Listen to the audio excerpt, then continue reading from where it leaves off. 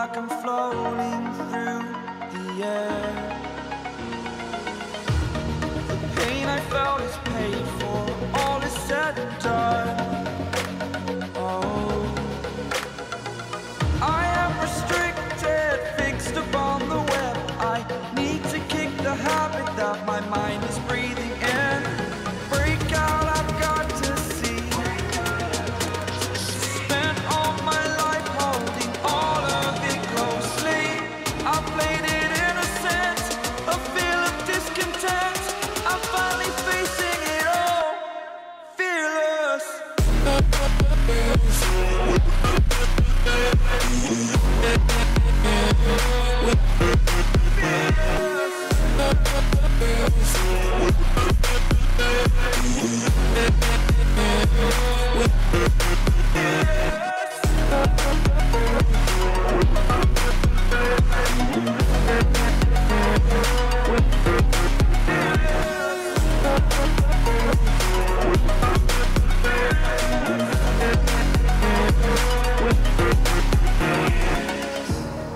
Burning the bridge that keeps us. I'm here and I'm feeling exaggerated. Halo friends, dimanapun kamu berada dan sedang melakukan apapun, semoga dalam keadaan sehat dan bahagia. Saat ini kita dalam perjalanan dari Lembah Harau Payakumbuh menuju ke Bukit Tinggi. Sejenak tadi kita melewati Tugu Adipura. Payakumbuh merupakan salah satu daerah dengan pertumbuhan ekonomi tertinggi di Sumatera Barat. Kota dengan jumlah penduduk sebanyak 141.000 jiwa ini berhasil meraih penghargaan inovasi manajemen perkotaan pada tahun 2012, Indonesia Green Regional Award, Kota Sehat Wistara. Ada juga sederet penghargaan lainnya loh. Keren ya. Kita hampir tiba di Bukit Tinggi, yaitu kota dengan perekonomian terbesar kedua di Provinsi Sumatera Barat. Kota ini pada zaman kolonial Belanda disebut Fort de Kock dan mendapat julukan sebagai Paris van Sumatra. Bukit Tinggi dikenal sebagai kota perjuangan bangsa dan merupakan tempat kelahiran beberapa tokoh pendiri Republik Indonesia. Di antaranya adalah Muhammad Hatta yang merupakan proklamator dan pejabat Presiden Republik Indonesia. Kita tiba di sebuah lokasi wisata bersejarah di Bukit Tinggi, yaitu Lubang Jepang. Lubang Jepang merupakan sebuah terowongan perlindungan yang dibangun tentara pendudukan Jepang sekitar tahun 1942 untuk kepentingan pertahanan. Sebelumnya, Lubang Jepang dibangun sebagai tempat penyimpanan perbekalan dan peralatan perang tentara Jepang. Yuk, kita masuk. Panjang terowongan ini mencapai 1.400 meter dan berkelok-kelok, serta memiliki lebar sekitar 2 meter. Beberapa ruangan khusus terdapat di dalam terowongan ini. Di antaranya gudang senjata, ruang pengintaian, ruang penyergapan, penjara, juga dapur. Tanah yang menjadi dinding terowongan ini merupakan jenis tanah yang jika bercampur air akan semakin kokoh. Bahkan, gempa yang mengguncang Sumatera Barat tahun 2009 tidak banyak merusak struktur terowongan. Katanya, terowongan ini termasuk yang terpanjang di Asia loh, tembus ke beberapa lokasi seperti Jam Gadang dan Benteng Fort de Kock. Terowongan ini baru ditemukan pada awal tahun 1950. Saat ditemukan, pintu terowongan hanya 20 cm dengan kedalaman 64 meter. Untuk keperluan wisata, terowongan ini hanya dibuka kurang dari 1,5 km dari panjang sesungguhnya 6 km. Konon, lubang Jepang ini mampu menahan letusan bom seberat 500 kg. Untuk alasan kerahasiaan, terowongan ini dibangun menggunakan ratusan ribu tenaga kerja paksa yang didatangkan dari Jawa, Sulawesi, dan Kalimantan.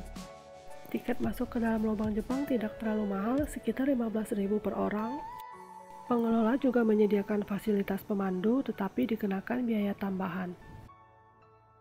Oh ya, kenapa terowongan ini disebut sebagai lubang, bukan goa? Menurut salah satu pemandu wisata di sana, karena tidak terhitung sudah ribuan orang tewas untuk membangun terowongan ini. Terowongan ini berada di Taman Panorama yang berada di Kota Bukit Tinggi, Sumatera Barat. Jaraknya tidak terlalu jauh dari Jam Gadang yang berada di pusat kota. Jika berjalan kaki, hanya membutuhkan waktu kurang dari 15 menit. Ada 21 lorong kecil di dalam terowongan ini yang fungsinya untuk bermacam-macam. Tetapi salah satu ruangan yang paling menyeramkan adalah ruangan dapur.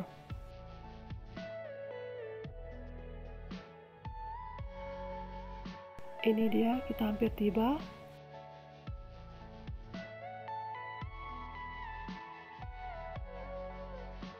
Menyeramkan karena ruang dapur juga difungsikan untuk memotong-motong tahanan yang sudah tewas.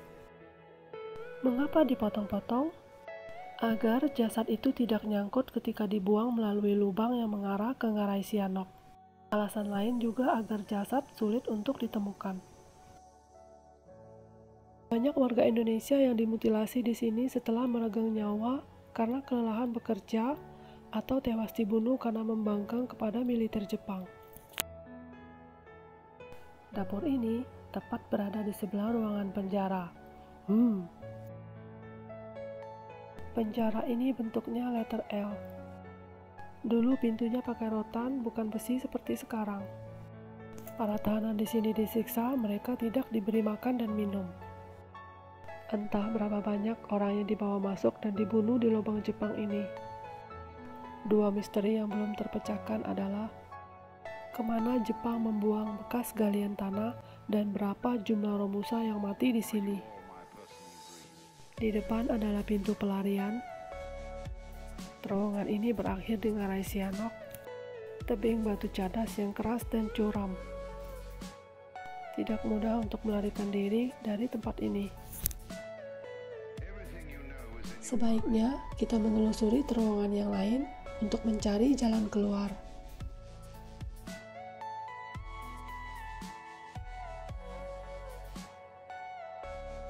Dan kita menemukannya di depan sana.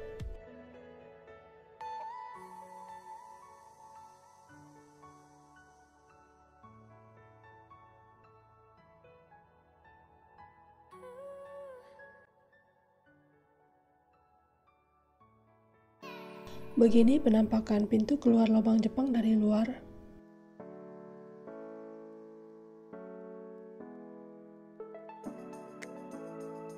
Untuk kembali ke atas, kita harus berusaha menaiki anak tangga yang sangat banyak.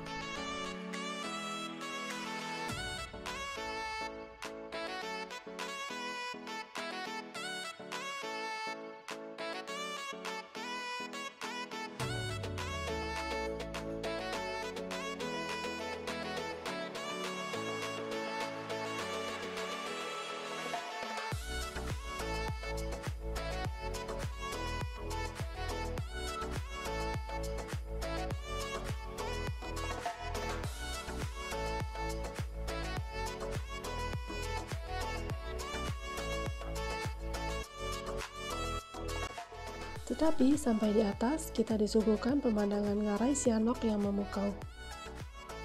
Bisa foto-foto. Selain itu, kita juga disuguhkan hiburan lain, yaitu berbelanja. Bagi masyarakat Bukit Tinggi, lubang Jepang juga sebagai ladang ekonomi kreatif. Peluang yang ada pada situs bersejarah ini bisa dijadikan bisnis.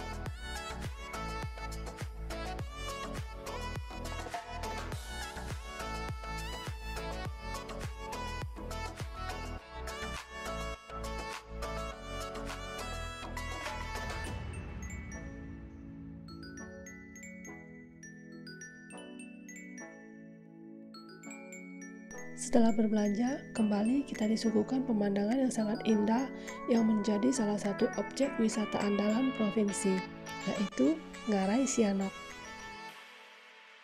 Ngarai Sianok adalah sebuah lembah curam yang terletak di perbatasan kota Bukit Tinggi, Kabupaten Agam, Sumatera Barat. Lembah ini memanjang dan berkelok sebagai garis batas kota dari selatan Ngarai Koto Gadang sampai ke Nagari Sianok Anam Suku, dan berakhir di Kecamatan Palupu. Ngarai Sianok memiliki kedalaman jurang sekitar 100 meter, membentang sepanjang 15 km dengan lebar sekitar 200 meter, merupakan bagian dari patahan yang memisahkan Pulau Sumatera menjadi dua bagian memanjang. Di zaman kolonial Belanda, jurang ini disebut sebagai Kerbau Wengat atau Kerbau Sanget, karena sangat banyak kerbau liar yang hidup bebas di dasar ngarai ini. Setelah puas dengan lubang Jepang dan pemandangan Ngarai Sianok, ayo kita mencari objek wisata menarik lain yang ada di Bukit Tinggi. Di depan adalah jembatan Limpape, yaitu sebuah jembatan gantung di atas Jalan Ahmad Yani Bukit Tinggi yang menghubungkan Taman Marga Satwa dan Budaya Kinantan dengan benteng Fort de Kock. Panjang jembatan ini adalah 90 meter dengan lebar 3,8 meter. Jembatan ini menjadi ikon kebanggaan kota Bukit Tinggi selain jam gadang.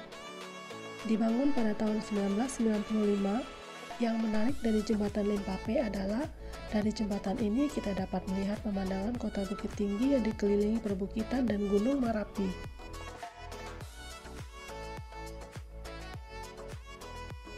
Kita melihat jam gadang di depan, yaitu menara jam yang menjadi penanda atau ikon kota Bukit Tinggi, Sumatera Barat.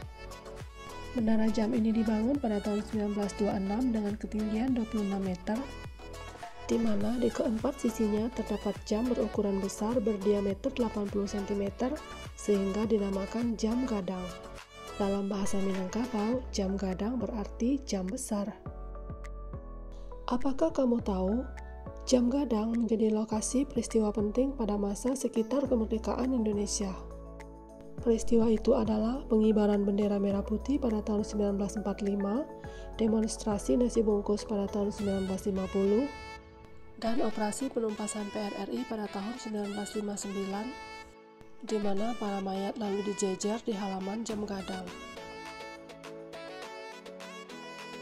Wah, pantas saja jam ini menjadi ikon dan kebanggaan masyarakat Bukit Tinggi. Saya menyukai kota Bukit Tinggi. Kontur perbukitan membuat kota ini menjadi indah. Kota ini juga bersih dan sejuk, dan masyarakatnya juga ramah loh. Selain tempat bersejarah, Bukit Tinggi juga memiliki sangat banyak wisata alam. Salah satunya adalah Danau Maninjau.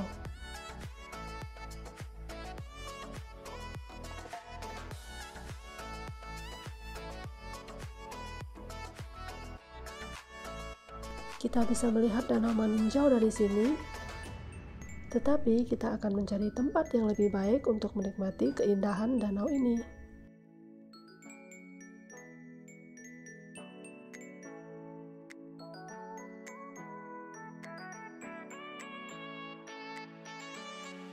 Nah, kita tiba di Lawang Park, sebuah destinasi populer dengan pemandangan berkabut dan lanskip Danau Maninjau. Danau Maninjau adalah sebuah kaldera di Kecamatan Tanjung Raya, Kabupaten Agam, Provinsi Sumatera Barat. Danau ini terletak sekitar 140 km sebelah utara Kota Padang, ibu kota Sumbar, dan 36 km dari Bukit Tinggi. Danau Maninjau merupakan danau vulkanik yang berada di ketinggian 461,5 meter di atas permukaan laut. Merupakan sebuah kaldera yang terbentuk dari letusan Gunung Merapi yang diperkirakan terjadi sekitar 52.000 tahun yang lalu. Kaldera ini memiliki panjang 20 km dan lebar 8 km. Danau Maninjau merupakan sumber air untuk sungai yang bernama Batang Sri Antokan. Di salah satu bagian danau yang merupakan hulu dari Batang Sri Antokan, terdapat PLTA Maninjau. Untuk bisa mencapai Danau Maninjau dari arah Bukit Tinggi, maka kita akan melewati jalan berkelok-kelok yang dikenal dengan nama Kelok 44. Kelokan ini asik untuk memacu adrenalin. Menurut cerita, Danau Meninjau pada awalnya merupakan gunung berapi yang puncaknya terdapat sebuah kawah yang luas. Apa yang menyebabkan gunung berapi itu meletus dan menjadi danau? Menurut legenda di Ranah Minang, keberadaan Danau Meninjau berkaitan erat dengan kisah Bujang 9.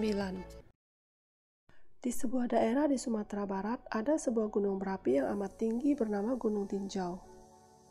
Di puncaknya terdapat kawah yang luas, dan di kakinya terdapat beberapa perkampungan yang penduduknya hidup makmur dan sejahtera. Di salah satu perkampungan di kaki Gunung Tinjau, tinggal 10 orang bersaudara yang terdiri dari 9 lelaki dan 1 perempuan. Penduduk sekitar biasa memanggil mereka Bujang 9. Mereka adalah Kukuban, Kudun, Bayua, Malintang, Galapuang, Balok, Batang, Bayang, dan lelaki termuda bernama Kaciak. Sementara adik mereka yang paling bungsu adalah seorang perempuan bernama Siti Rasani. Kedua orang tua mereka sudah lama meninggal, sehingga Kukuban sebagai anak sulung menjadi kepala rumah tangga dan semua keputusan ada di tangannya. Ke-10 bersaudara ini tinggal di rumah peninggalan kedua orang tuanya dan mereka sangat terampil bertani. Mereka juga dibimbing oleh paman yang bernama Datuk Limbatang yang akrab dipanggil Engku. Datuk Limbatang adalah seorang mamak di kampung itu dan mempunyai seorang putra bernama Giran. Datuk Limbatang sangat memperhatikan kehidupan warganya termasuk ke-10 kemenakannya tersebut. Untuk itu, setiap 2 hari ia berkunjung ke rumah Kukuban untuk mengajari mereka keterampilan bertani dan berbagai tata cara adat daerah tersebut. Pada suatu hari, ketika Datuk Limbatang bersama istri dan Giran berkunjung ke rumah Bujang 9, secara tidak sengaja Sani saling berpandangan dengan Giran. Rupanya, pemuda dan gadis itu sama-sama menaruh hati. Giran pun mengajak Sani untuk bertemu di sebuah ladang di pinggir sungai dan mengungkapkan perasaannya kepada Sani. Mereka pun mengirim dan membalas pantun untuk saling memuji. Sejak saat itu, Giran dan Sani menjalin hubungan kasih. Dan ketika keluarga Giran dan Sani mengetahui hubungan ini, mereka pun senang dan bahagia. Ketika musim panen tiba, semua penduduk kampung memperoleh hasil yang melimpah. Untuk merayakan keberhasilan tersebut, para pemuka adat dan seluruh penduduk bersepakat untuk mengadakan gelanggang perhelatan, yaitu adu ketangkasan bermain silat. Para pemuda kampung menyambut gembira acara tersebut. Tidak ketinggalan pula, Kukuban dan Giran turut ambil bagian. Pada hari yang telah ditentukan, Kukuban mendapat giliran pertama tampil bersama seorang lawannya dari dusun tetangga. Ternyata Kukuban berhasil mengalahkan lawannya, hingga masih tersisa 1 peserta lagi yang belum maju, yaitu Giran. Kemudian terjadilah pertarungan sengit antara Giran dan Kukuban. Pada saat yang tepat, Kukuban melayangkan sebuah tendangan keras kaki kirinya ke arah Giran. Giran yang tak mampu menghindar terpaksa menangkisnya dengan kedua tangannya. Rupanya tangkisan Giran membuat kaki kiri Kukuban patah. Ia pun tak mampu lagi melanjutkan pertandingan dan dinyatakan kalah dalam gelanggang tersebut. Sejak saat itu, Kukuban memendam dendam kepada Giran. Suatu malam ketika cahaya purnama menerangi perkampungan, Datuk Limbatang bersama istrinya berkunjung ke rumah Bujang 9 untuk menyampaikan pinangan Giran kepada Sani. Tetapi pinangan itu ditolak oleh Kukuban karena dendamnya kepada Giran. Dengan perasaan sedih, Giran dan Sani pun bertemu di tempat biasa untuk merundingkan apa yang harus mereka lakukan. Tetapi pertemuan itu tertangkap basah oleh Kukuban dan dianggap melakukan perbuatan terlarang. Giran dan Sani pun diarak menuju ke puncak gunung dengan tangan terikat. Sesampai di pinggir kawah, mata mereka ditutup dengan kain hitam, tetapi mereka diberi kesempatan untuk berbicara. Giran menengadah ke langit dan berdoa, "Jika mereka benar-benar bersalah, hancurkanlah tubuh mereka di dalam air kawah gunung yang panas. Akan tetapi jika mereka tidak bersalah, letuskanlah gunung itu dan kutuk Bujang 9 menjadi ikan." Usai berdoa, Giran dan Sani segera melompat ke dalam kawah. Permohonan Giran dikabulkan Tuhan. Gunung tiba-tiba bergetar dan diikuti letusan yang sangat keras. Semua orang berusaha untuk menyelamatkan diri, namun naas, letusan Gunung Tinjau semakin dahsyat hingga gunung itu luluh lantak. Tak seorang pun selamat, Bujang 9 pun menjelma menjadi ikan. Saat ini kita sudah tiba di Goa Ngalau Indah. Ngalau Indah adalah sebuah nama goa yang berada di lereng perbukitan yang terdapat di kota Payakumbuh. Goa ini memiliki panjang ratusan meter dan melingkar di pinggang bukit batu karang yang mengelilingi Payakumbuh. Goa ini terbentuk secara alami yang terjadi ribuan tahun lalu. Objek wisata ini masih tergolong alami karena menyatunya hijau hutan di sekitar lokasi. Goa yang terletak pada ketinggian 640 meter di atas permukaan laut ini memiliki sejumlah bagian yang unik dan khas, yaitu batu-batunya ada yang berbentuk seperti gong, ada yang menyerupai gajah dan jamur, ada juga yang berbentuk manusia, kelambu, payung, dan sebagainya. Di dalam goa kita disajikan stalaktit dan stalagmit. Akses jalan di dalam goa sudah dibuat bagus, ada juga jembatan untuk melewati sejumlah jurang yang ada di dalam goa. Goa ini dihuni kawanan kelelawar, tetapi terdapat juga burung walet yang bersarang di antara celah-celah langit-langit yang menjulang dengan tinggi sekitar 10 meter. Dulu, ngalau ini digunakan sebagai tempat persembunyian para pejuang Rana Minang. Goa ini dikenal memiliki formasi batuan yang menarik loh. Mari berkeliling.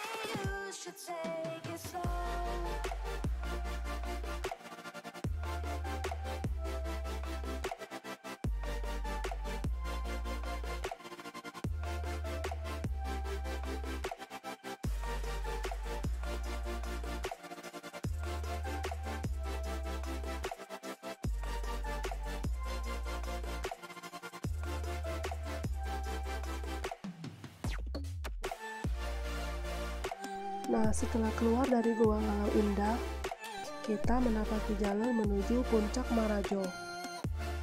Jalan pedestrian di perbukitan Marajo ini pada pagi hari masih diselimuti embun tipis. Suasananya masih begitu asri. Asik kita berkunjung ke sini sembari jogging. Tanjakannya memang lumayan menantang, tetapi kesejukan pagi membuat tubuh terasa segar. Ayo, semangat! Puncak Marajo dengan pemandangan yang hebat menunggu di depan sana.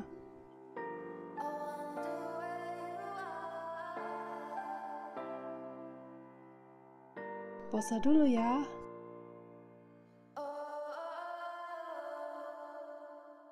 Nah, sudah terlihat gazebo-nya. Inilah Puncak Marajo.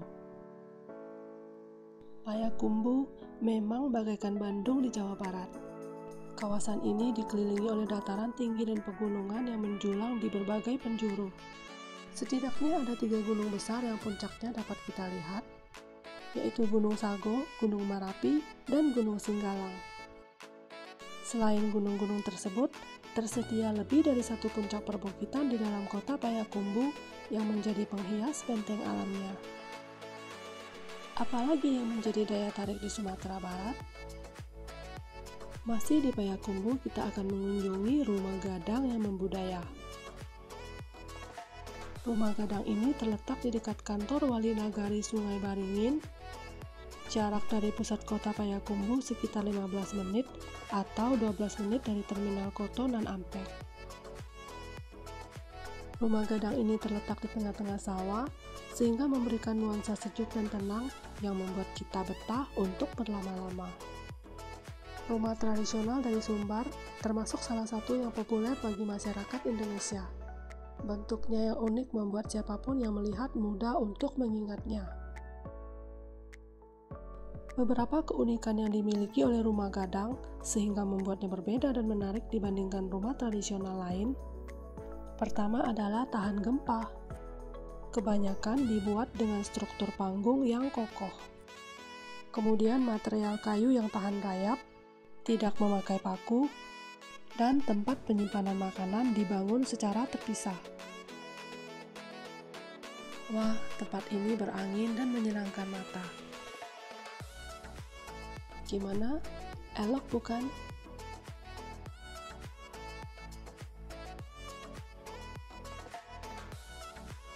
Beberapa hal yang dapat kita lihat di dalam ruangan ini. Ruangan khusus Minang bisa dijadikan tempat untuk prawedding atau tempat untuk acara pernikahan.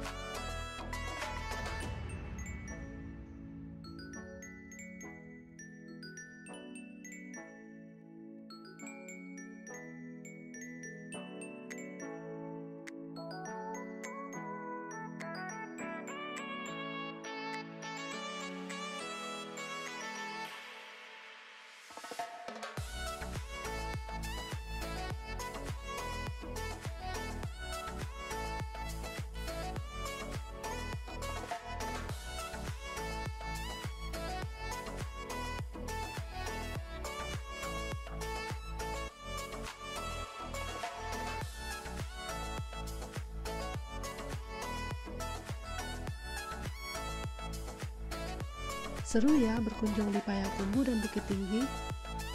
Masih banyak loh tempat lain yang belum kita kunjungi. Tetapi video ini akan segera berakhir. Sampai ketemu di video berikutnya. Tetap sehat dan bahagia. Dadah!